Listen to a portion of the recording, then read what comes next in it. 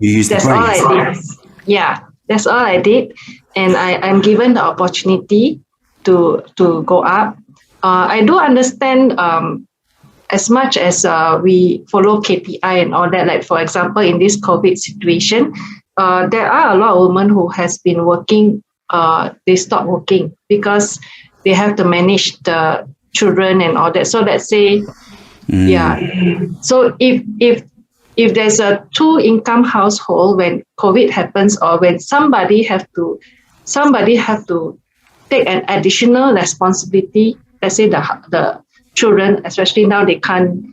At that point, they couldn't send to babysitter. They got to take care of themselves. So it's a decision in the family unit who is the one that is supposed to stop work. So usually it's the woman. So the decline in women being employed went down because women are expected to be the one that is taking care. So that is what happened during the COVID situation. So as much as KPI is important, but when this kind of decision is made, usually is the woman have to quit their job. So that's cultural bias. Cultural bias. I think in Asia, I have to say that there's a lot of bias. Number one is culture, and the environment, the family system. And I have to say this too because Malaysia have already reached 38%, and there are more women in the senior position. And I feel that women must lift other women up. Yeah, this is very important. It's not about going out by yourself. You have to lift other women up. So for those who are already at a senior position or even politically a senior category, they must send the right message. Yes. It's very important to send the right message because we have a lot of young ladies down there who are looking up to us, you see. So every single word they say is important. So they cannot portray women as being docile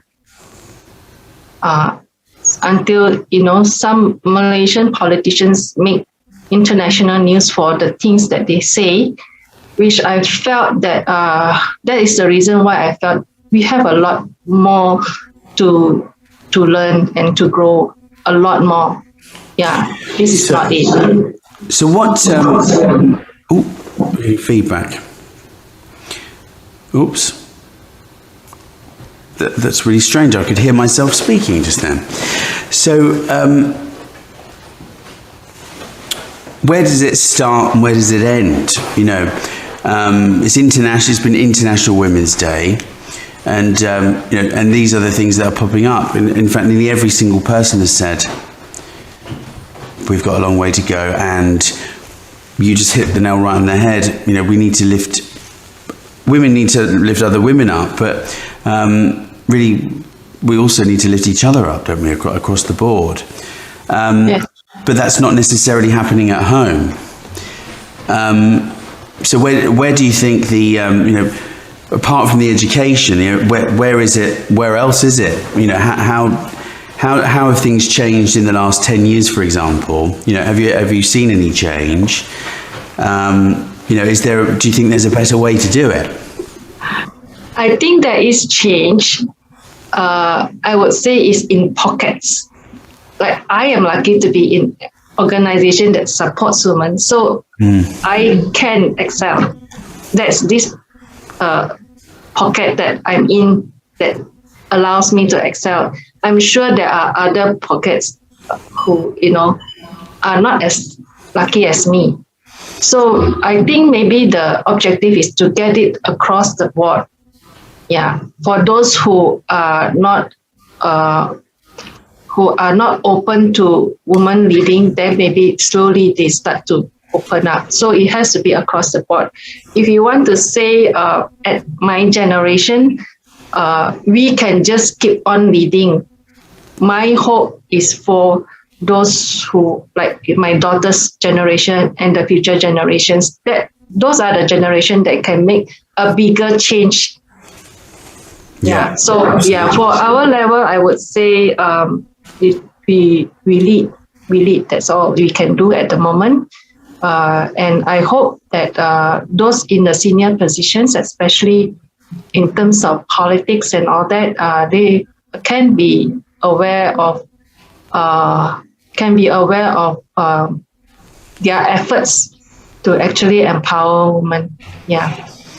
So in the trainings that you're doing, the the wonderful NLP courses that you're doing in Malaysia, have you built anything in yet to kind of think about these sorts of things, or do you think that's an option to do that, and really start spreading the word, I guess?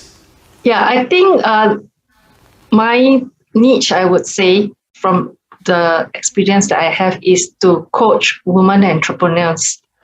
Yeah. And I am very lucky because the women entrepreneurs and the entrepreneurs and people who wants to study are basically the woman who wants to grow. And there is a much bigger market there than the men's side, I have to admit, because there are more women who wants to learn and grow and to step up and to also lift other women up. So I think that is a really good thing that's happening in Malaysia. Yeah.